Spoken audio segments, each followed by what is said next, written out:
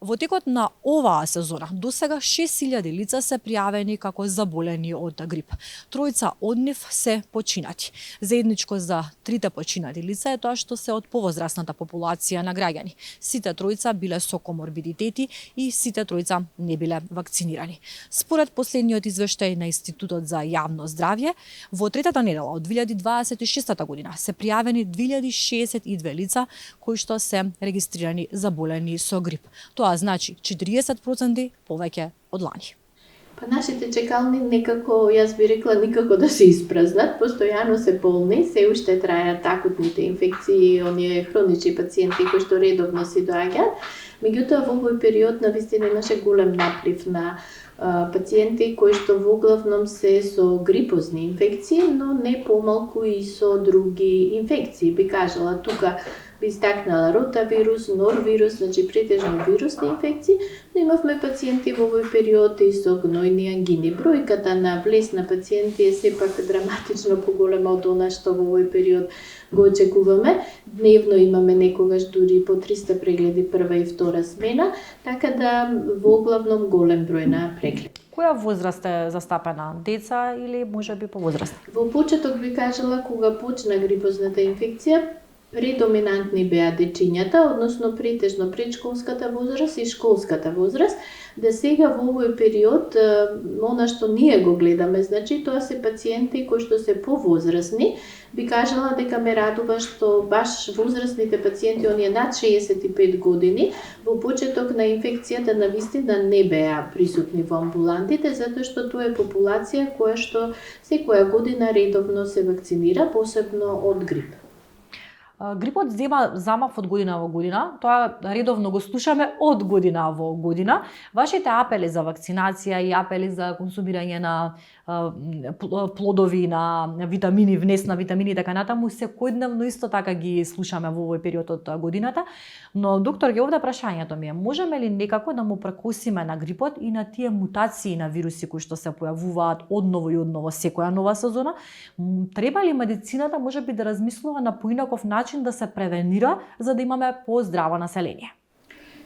Јас би кажала најдобрата е превенција да не дојдете во контакт со болен, меѓутоа нели тука пред се здравствената култура кај нашите пациенти, кога некој е болен, сепак и самиот да се самоизолира, нели, доколку има потреба некаде да отиде да носи маска, како не би ги инфицирал другите.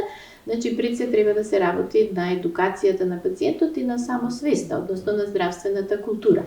Но она што медицината го знае со години и што го гледа во пракса е вакцинацијата, каде што навистина постои голем успех во вакцинацијата и она што секојдневно го гледаме секоја година е што нашите постари пациенти кои што редовно се вакцинираат навистина ги нема во сезоната на грип, што во исто време ја олеснува и нивната здравствена состојба. Тоа се пациенти кои што се хронични, со многу коморбидитети, со многу хронична терапија и доколку дојде до една ваква инфекција на грип, само ја комплицира и онака комплицираната здравствена состојба на пациентот.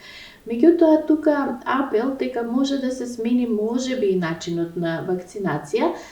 Би рекла дека во минатото сега ние чекаме да се набават вакцините, да се ги вакцинираме пациентите, нели претежно во центрите за јавно здравје, тоа оди преку матичните доктори, но секаде во светот би кажала, не се чека на само свеста на пациентот, едноставно се настојува да во колективите бидат вакцинирани вработените, да во родилиштата не влезе родилка без да биде вакцинирана, во градинките дечињата да се вакцинираат масовно, учениците во училиштата, но сигурно дека тоа се нели едни побогати здравствени системи каде што може тоа да си го дозволат.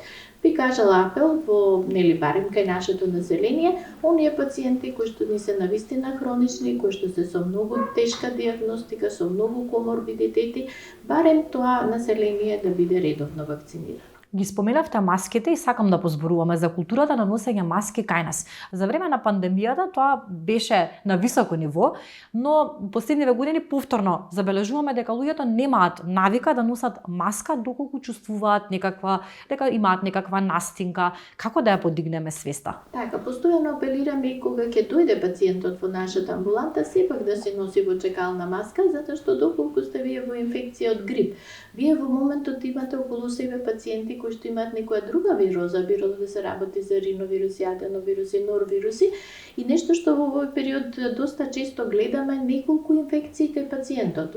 Би рекла во минатото, некако и јас еве како постарматичен доктор, постојано гледавме една присутна инфекција кај пациентот и можеби ретко пациенти кај кои што има и некаков друг инфект, но сега ви доаѓа пациент кој што во исто време има по неколку инфекции, што значи можеби, ќе речам, овој пост-ковид период сигурно допринесе за опаѓање на имунитетот кај пациентите и до, би рекла, еве вака голем број на инфекции. Затоа еден апел да кога доаѓаат на ризични места како што е чекалната од амбулантата, прво да не доаѓаат за било што, за било каква симптоматологија, матичните доктори се достапни по телефон, доколку може тоа да се реши, меѓутоа доколку е потребен преглед сепак да дојдат со маска, а посебно одење во аптеките, во моловите, посебно во овој период кога постои сезона на голем број на акутни инфекции. И на работа, исто така, на работа... Во однос на работа би кажала, нели секој оној што е болен, секако дека треба да си остане дома, доколку е со поблага симптоматологија и може да оди на работа, во тој случај сепак да си носи маска како не би ги заразил колегите. Но тука нели имаме работни места кај што едноставно не може да земе боледување, не секое работно место е возможно да биде изолирано од другите, така да сигурно нели дека има свои специфики. Честите апели за консумирање на антибиотици на своја рака и консумирање на антибиотици при чувство на настинка и слично, ќе речам некако попусто, не допираат до многу луѓе, продолжуваат да се земаат антибиотици. Ќе ве замолам уште еднаш еден апел за консумирањето на антибиотици. Па и во мојата амбуланта често доаѓа пациентот, па нели ќе каже, земав јас веќе едно апче, дома имав пример, ќе речам, нели амоксиклав и земав амоксиклав. Секако дека дури сме досадни како матични доктори, постојано зборувајќи да не земаат лекови на своја рака, јас ќе речам дури и отец се производи секогаш да се консултираат со матичниот или со фармацевтот, меѓутоа посебно за антибиотиците и посебно во време на вироза, затоа што вирозата навистина не треба да се лечи со антибиотик се лечат само бактериските инфекции и при тоа ќе кажам дури и многу внимание со антипиретикот, затоа што и антипиретикот се дава, би кажала во некоја блага температура која што и како потребна за имунитетот, и како потребна да се створат леукоцити и лимфоцити, а вие примери кај едно детенце на 37 ќе дадете антипиретик. Значи до 38 ќе кажеме дури 38,5 доколку пациентот се чувствува добро, витално, нема зошто да пие парацетамол или антипиретик некој друг, затоа што тоа е температура кога всушност работи неговиот имунитет и како е потребно да не земе антипиретик. Но доколку општата состојба е лоша, ќе кажеме дури при некоја помала температура, ќе се земе антипиретик како би се подобрила општата состојба на пациентот. Но кога е за антибиотикот, оставете да одлучи матичниот доктор, ќе кажеме, затоа што и матичниот користи и други алатки, земање на бриз, правење лабораториски анализи, некогаш рентгенграфии за да си го потврди сомнежот за бактериска инфекција. И неретко, значи, би кажала дека сепак вирусните инфекции се комплицираат со бактериските инфекции, како што беше случајот и со овој грип во сезоната, навистина голем дел од пациентите направија бронхопневмонии, кои што од друга страна во крвните слики покажаа бактериски инфект, каде што веќе мораше да се даде и антибиотска терапија, но секако тоа оружје оставете го во рацете на матичниот доктор кој што ќе направи најдобар избор. Да, сепак белите мантили не попусто се бели мантили. Децата се на метата на грипот, како и секоја сезона, така и оваа сезона. Постои ли начин, докторке, родителите да си ги заштитат децата? Зборувам за дечиња кои што одат во градинка и во на училишна возраст деца, да се заштитат од тие социјални средини од вирусите од грипот. Би кажала дека во овој период претходеше една голема бројка на дечиња, навистина на онаа предшколска и школска возраст, кој што има инфекција од грип, но не израдува распустот, нели, кој што доаѓаше, па малку тие дечиња останаа дома, сепак изолирани, нели, од тие големи колективи. Секако дека изолацијата помага, нели, за да ги заштитиме децата, но не секогаш е возможна. Треба детенцето да посетува и настава. Би кажала доколку, нели, во оделението има болно детенце, тоа веднаш да се изолира или во градинката, како не би дошло до инфекција на другите, но секако тука доколку детенцето има во периодот многу чести акутни инфекции, сепак и малку изолирање од колективот и останување дома. Па често кој ќе видиме такво детенце кој што ете во текот на месецот имало 2-3 инфекции, значи сепак велиме оставете го малку дома за да го изолирате, за да малку го подигнете имунитетот и со самото тоа потоа го пуштите, нели, во училиште или во градинка. Така да тоа е начинот на заштита, она што постојано велиме миење на рачињата, посебно во зимскиот период една тоалета на грлцето и на носот со солена вода, значи со солени раствори, како оно инфект што дошол би го намалиле едноставно и би ја спречиле инфекцијата. Подигнувањето на имунитетот е многу важно и го правиме преку консумирање на овошје, зеленчук, преку внес на витамини. Неретко ќе внесеме витамини преку суплементи, преку дохрана. И сега, вашиот став во однос на суплементите, сте за, сте против, дали можеме да си наштетиме со пречесто консумирање на суплементи? Па јас и како матичен доктор некош сум зачудена што се пациентот набавил и купил, нели, од аптека во однос на суплементација.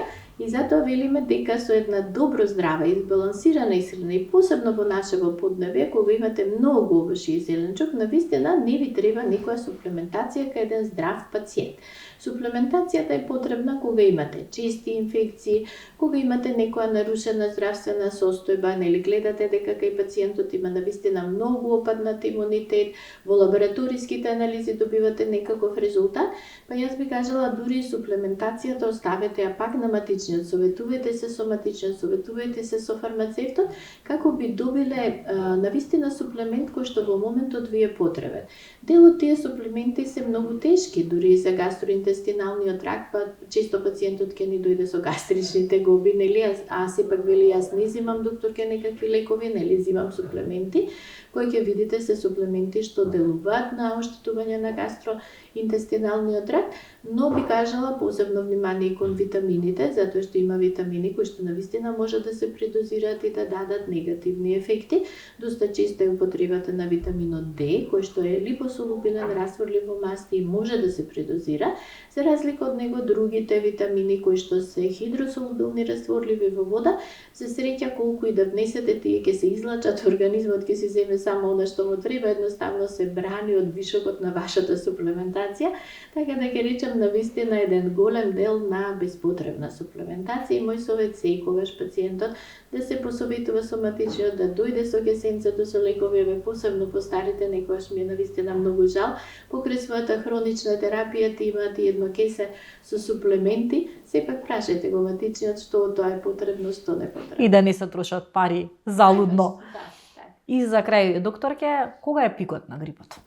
Пикот на грипот, јас ќе речам дека и покрај тоа што гледам во медиумите се вели то прва го очекуваме, нели то прва го очекуваме, јас нешто не го очекувам добрва, би кажала дека многу од нашите пациенти навистина се разболеа. Еве оваа недела дојдоа веќе така и по тие некои кои што не беа нели инфицирани и болни и мислам дека полека стивнува инфекцијата барем во нашата амбуланта, така да мислам дека нешто баш и не го очекувам јас веќе пикот на грипот. Ви благодарам за одвоеното време. Благодарам.